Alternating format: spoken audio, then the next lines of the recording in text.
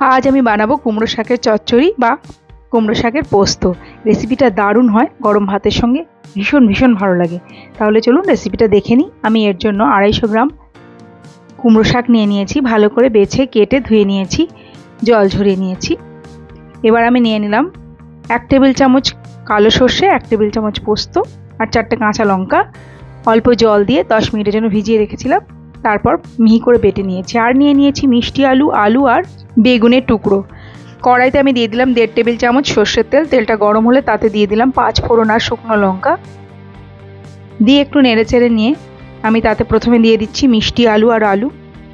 Medium ফ্লেমে আমি 2 minute ভেজে নিচ্ছি। 2 মিনিট পর দিয়ে দিচ্ছি আমি বেগুনের টুকরো। হাই ফ্লেমে 30 সেকেন্ড নেড়েচেড়ে নিচ্ছি।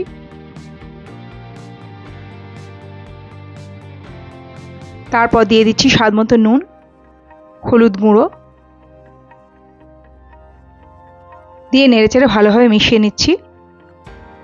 মিডিয়াম টু হাই ফ্লেমে 2 মিনিট আমি নেড়েচেড়ে নিলাম। তারপরেতে দিয়ে দিচ্ছি কুমড়ো শাক।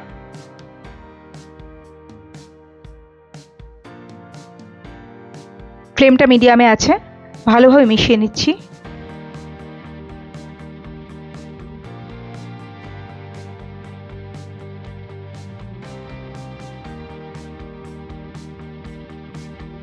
তারপর ঢেকে দিলাম 4 থেকে 5 মিনিটের জন্য। মাঝখানে একটু নেড়ে ছেড়ে দিচ্ছি।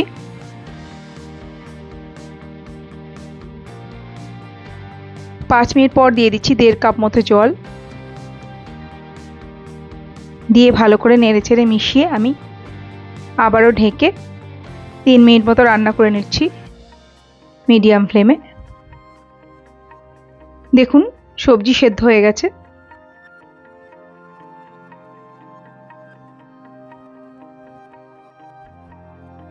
এরপরেতে আমি দিয়ে দিচ্ছি স্বাদ মতো চিনি।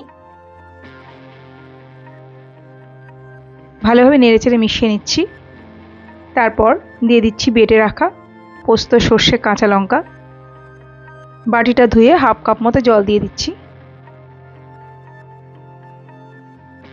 তারপর সব কিছু নেড়েচেড়ে মিশিয়ে নিচ্ছি। তারপর মিডিয়াম ফ্লেমে আমি মাখা মাখা হওয়া পর্যন্ত রান্না করব। ঢেকে দিয়ে রান্না করছি। দেখুন তৈরি হয়ে গেছে আমাদের কুমড়ো শাকের চচ্চড়ি। লাস্টে একটু কাঁচা সর্ষের তেল দিয়ে নামিয়ে নিচ্ছি। আশা করি রেসিপিটা ভালো লেগেছে। ভালো লাগলে প্লিজ লাইক, কমেন্ট আর শেয়ার করে দেবেন। আর নতুন বন্ধুরা আমার চ্যানেলটি সাবস্ক্রাইব করে পাশে থাকা বেল আইকনটা প্রেস করে অল করে দেবেন। অনেক ধন্যবাদ পুরো ভিডিওটা দেখার জন্য। ভালো থাকবেন। নমস্কার।